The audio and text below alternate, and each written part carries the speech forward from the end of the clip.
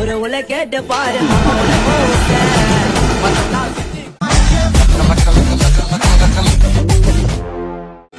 அவங்க இருந்திருந்தா ஒரு ஆக்ஷன் பண்ணணும்னு எனக்கு தோணுச்சு.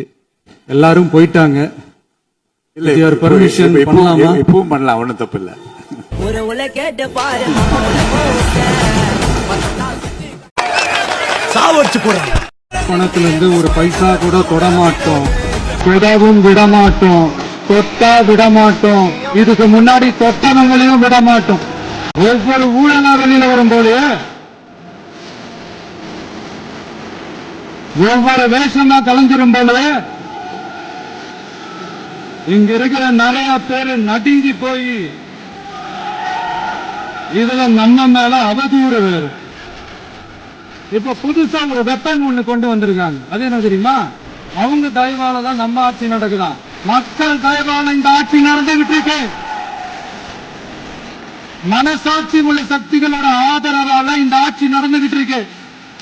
நாங்க தான் அனுப்பி வச்சோம் அப்படிங்கிறாங்க.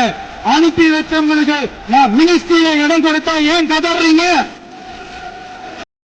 எனக்கு ஒரு குட்டி கதை ஒண்ணு ஞாபகம் வருது, சொல்லாமா?